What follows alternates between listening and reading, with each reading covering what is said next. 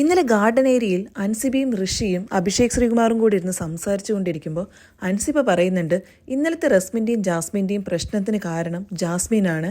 അവിടെ റസ്മിൻ്റെ ഭാഗത്ത് യാതൊരു തെറ്റുമില്ല. ഞങ്ങൾ പണിതുകൊണ്ടിരിക്കുമ്പോൾ ജാസ്മിൻ വന്ന് അങ്ങനെ പെരുമാറിയതാണ് റസ്മിനെ പ്രൊവോക്ക് ചെയ്തത്. അല്ലാതെ റസ്മിനായിട്ട് ജാസ്മിൻ്റെ അടുത്ത് ഒന്നിനും പോയിട്ടില്ല.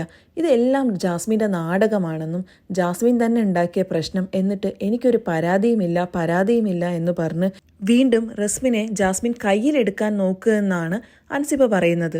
അതിൻ്റെ കൂട്ടത്തിൽ അൻസിബ പറയുന്നത് ജാസ്മിനെയൊക്കെ എന്നോ പുറത്താക്കേണ്ട സമയം കഴിഞ്ഞു. ആളുകളോട് എങ്ങനെ സംസാരിക്കണമെന്നോ പ്രവർത്തിക്കണമെന്നോ ജാസ്മിൻ ഒരു ഐഡിയയുമില്ല.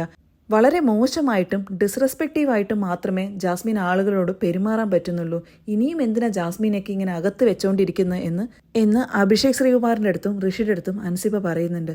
അത് കേട്ട് അഭിഷേക് പറയുന്നുണ്ട്, ഇനി ഒരിക്കലും റസ്മിനെ ഉപദേശിക്കാൻ പോവില്ലെന്നും റസ്മിൻ എന്താണെച്ചാൽ കാണിച്ചോട്ടെ, ഇനി ജാസ്മിൻ്റെ കയ്യിൽ തന്നെ ആയിരിക്കും റസ്മിൻ എന്നും അവിടെ അഭിഷേക് പറഞ്ഞു നിർത്തുന്നു.